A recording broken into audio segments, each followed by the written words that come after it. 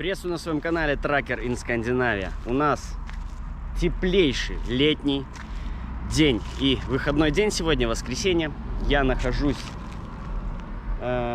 севернее, в северной Швеции, но немножко не дотянул я до полярного круга. Вот, и стал я очень аккуратно, красиво на такой вот площадке рядом с живой вонючкой, которую обычно вешают в салон, но она у меня стоит прямо перед кабиной, и поэтому у меня очень приятный здесь вокруг запах. Здесь водитель, наверное, местный, его нету в кабине, то есть машина стоит пустая. Ну а здесь вообще городок. Прямо вот сейчас местный хиппи поехал. Городок, название которого я прямо сейчас забыл, но мы где-то прочитаем, я вам его скажу. Значит, план такой. Мы идем с вами. Солнце светит в камеру, но это скоро поменяется. В общем, здесь такая стояночка, здесь асфальтная территория ее. Но я решил стать там, в тишине, в спокойствии, рядом с пахущей елкой. Вот, здесь туалет, горячая вода, душа нету. Вот. И сейчас мы пройдем к заправке. Хочу купить себе холодного попить чего-нибудь. Скажу вам, как называется город. Сорсели. Вот, собственно, его и название.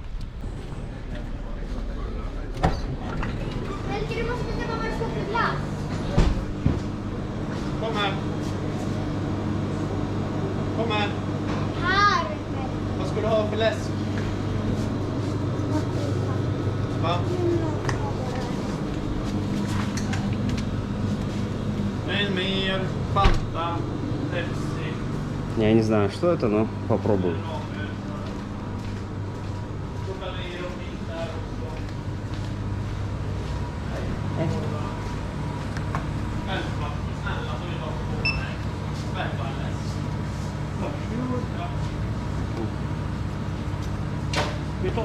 No, thank you. Thank you.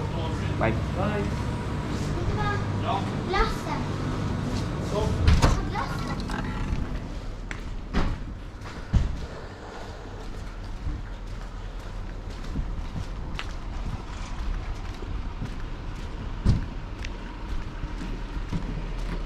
Какой-то Портелло, оригинал.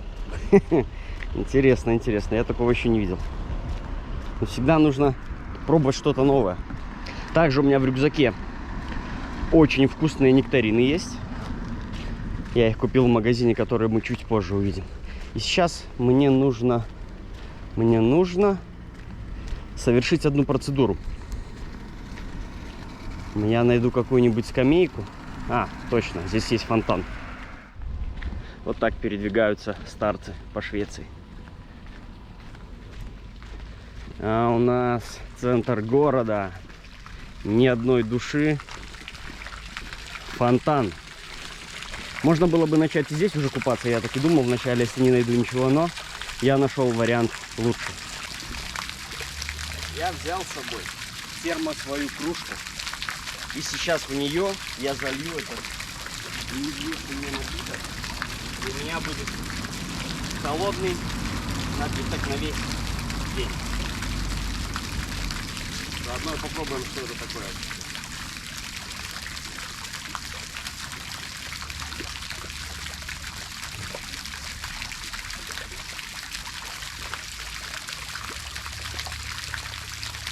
Ребята, я, наверное, купил то, что я давно искал.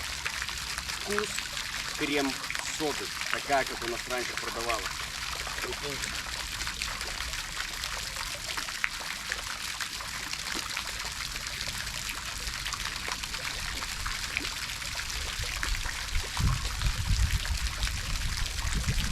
Вот так. Это мы сейчас забьем, а это мы закроем связь.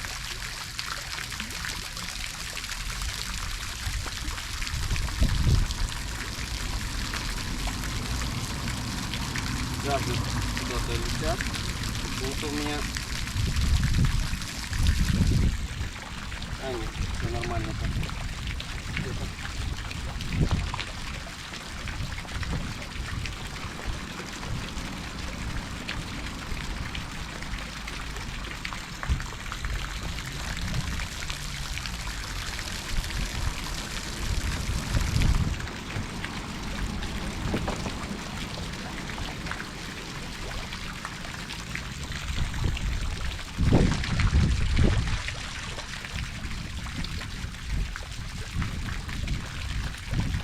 друзья, выдвигаемся мы с вами на чудо-озеро отдыхать.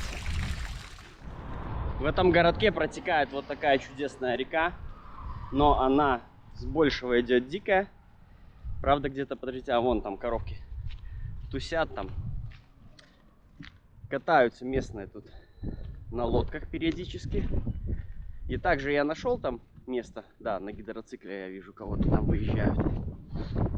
И вот примерно в том месте, где они выехали, там в воду можно зайти, но вода ледяная, так как она считается, эта река горной рекой все-таки. И поэтому здесь она холодная, но чистая, очень чистая. Специально сделаны беседочки для отдыха, перекусона с обзорными скамейками на реку. Местный флаг города, герб, точнее, флаг с картинкой герба. Вот в этом магазине, кстати, почему-то надо было спуститься по тропинке. В этом магазине я купил очень вкусные нектарины. К вашему сведению, видео, где я выгружался в горах, 2 части было этого видео, то второй раз я туда сейчас попал. И вот буквально я выгрузился там 2-й раз сейчас, и вот это загрузился на север, в район города Тромса. Так вот, спалил я голову там в 1-й раз. Но спустя там прошло 1,5 недели, наверное, как я туда вернулся. И я 2-й раз там спалил голову. Поэтому сейчас я в магазине купил крем от загара. Да, я уже им намазался, весь готовый, подготовлен, иду отдыхать. В принципе, здесь даже можно было вот прямо на фуре припарковаться. Здесь знаков запрещающих нету. Смело можно стоять. Здесь так я, когда пришел сюда, здесь так фура и стояла. Очень спокойное место. Ну, чем севернее, тем спокойнее. А здесь начинается кемпинг. Вообще вот эта вот территория какой-то как музей, наверное, будет, да? Скажем так. И сейчас мы по нему пройдемся.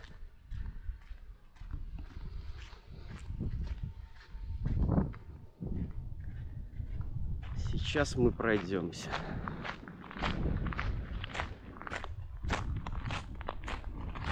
То же самое в Швеции, как и в Норвегии. Если никакие знаки не стоят запрещающие, смело можно везде гулять, смотреть.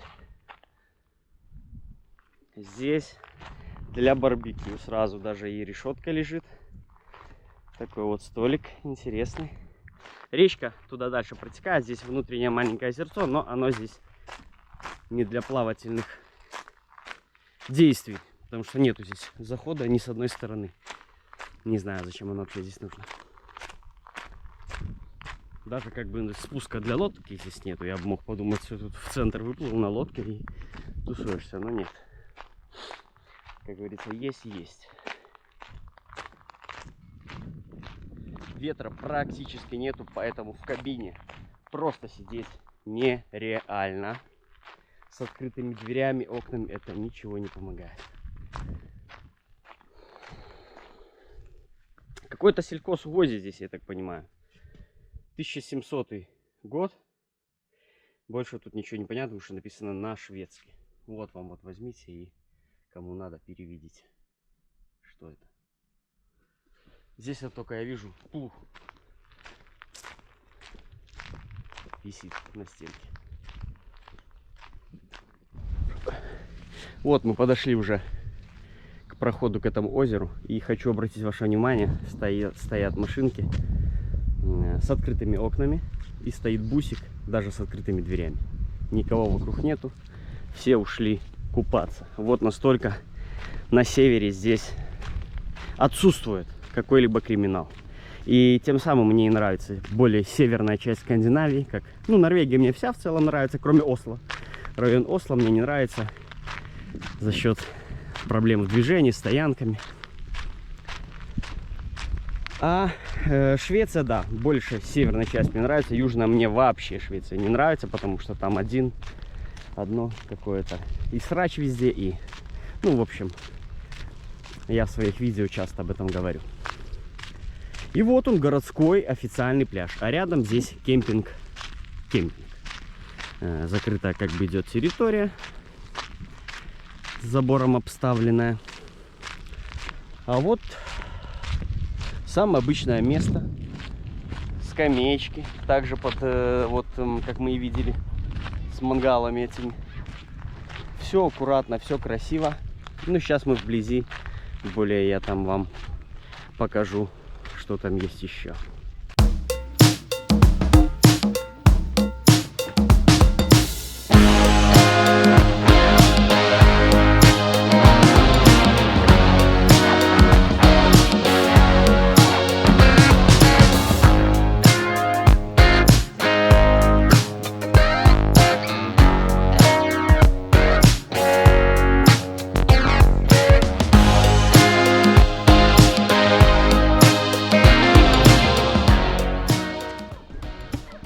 Вот такая крутая детская площадка сделана.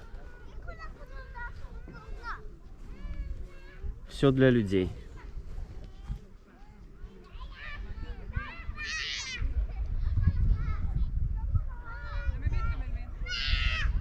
Ну, здесь, естественно, как все местные, друг друга знают, могу предположить.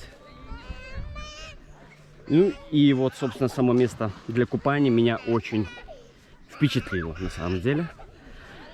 Не сказать, что я раньше такого не видел, но как-то в первый раз я так вот вблизи столкнулся. То есть заход для детей, здесь не глубоко, там скамеечки, ну слегка, конечно, птицами подгажены, но не сильно страшные.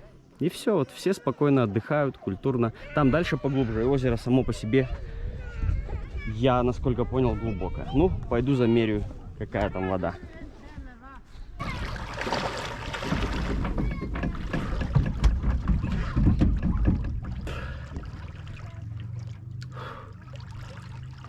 Здесь я уже не достаю.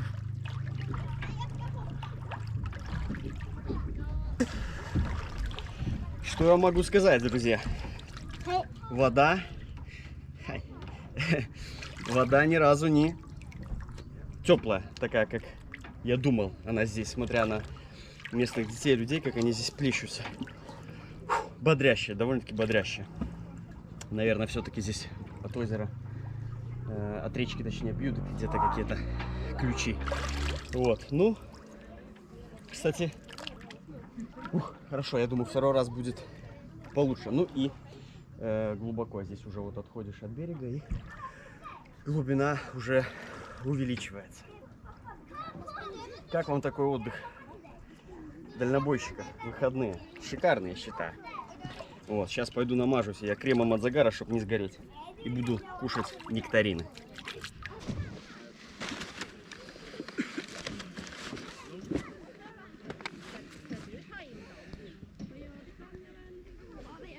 Вот такую вот защиту я приобрел за 10 целых евро. Но это средняя какая-то защита, то есть, я так понимаю, и не сгоришь, и загоришь.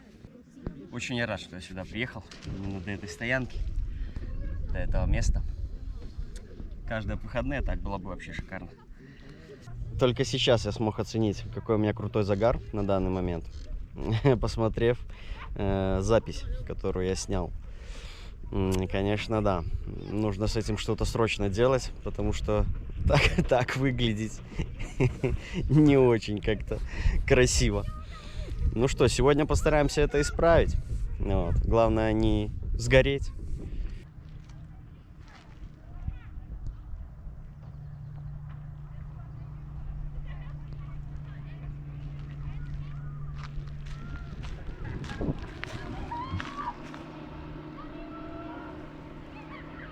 Погодка, конечно, стоит шикарная. Я рассчитывал, что чем севернее уеду, тем я убегу от жары, но не тут-то было. Всю дорогу была температура с утра 25, к вечеру, не к вечеру, ну, в принципе, да, с обеда и до часов 9 вечера 30-32 градуса. Вот такая вот погода. Значит, точка, где я сейчас нахожусь, будет в описании, кому интересно, посмотрите. До полярного круга здесь остается километров 200 ехать. Я не доехал, у меня уже не хватило просто времени. И я выработал за 2 недели 90 часов. Поэтому доехал, докуда доехал. И помимо жары, жутко вчера атаковали комары. Меня они грызли полночи. И наконец-таки сегодня я купил спираль. На ночь уже буду ее полить, вытравливать всех комаров, чтобы спокойно спать. Ну, спать только с открытыми окнами, потому что по-другому в кабине с ума просто сойдешь и расплавятся вообще мозги. Вот. Поэтому все, теперь я уже полностью готов. Крем от загара, от комаров спираль. Все отлично. Осталось только получше, чтобы всегда выпадали выходные в хороших местах, искать хорошие стоянки и чувствовать себя не как на работе, а как на небольшом отдыхе. Это все же лучше, чем сидеть в Европе на асфальтированной стоянке, вокруг обнесенной забором, и где воняет жутко мочой в такую жару.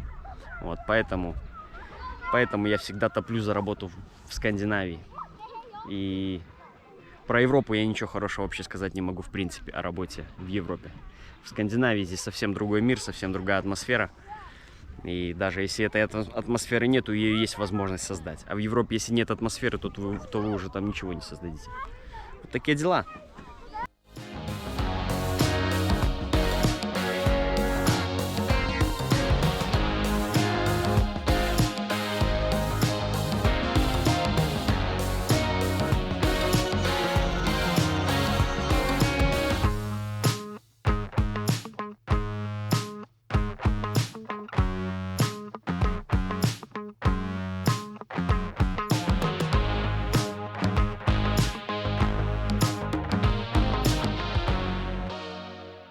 Погода внесла, я думал, что да, сейчас нагонит тучи, врежет дождь, а окна у меня приоткрыты в фуре, и там будет беда, и день будет испорчен. Но быстро все распогодилось. Надеюсь, большая тучка, которая позади, пройдет все-таки мимо. Ну, зато людей немножко с пляжа разогнало.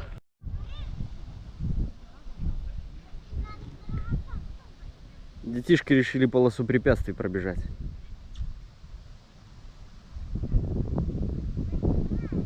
Зато теперь я знаю, для чего все предназначено. Та стена с канатами, оказывается, где он взрослый и с детьми, с девочкой, с мальчиком. Вот так вот по боку по канату идти. Сейчас и мы пробежим. А в это время совсем все опустело. И я решил, пока вылезло четко солнце, пойти и скупнуться.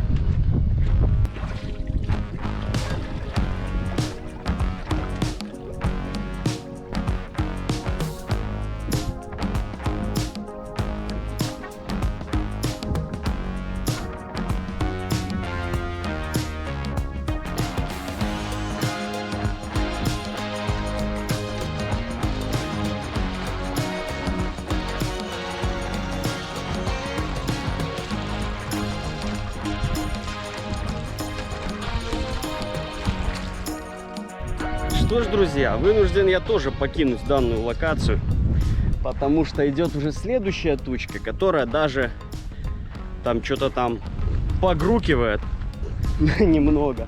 Ну и довольно-таки она большая. Поэтому я пока что пойду возьму в магазине пару баночек пива, наверное, и пойду в кабину.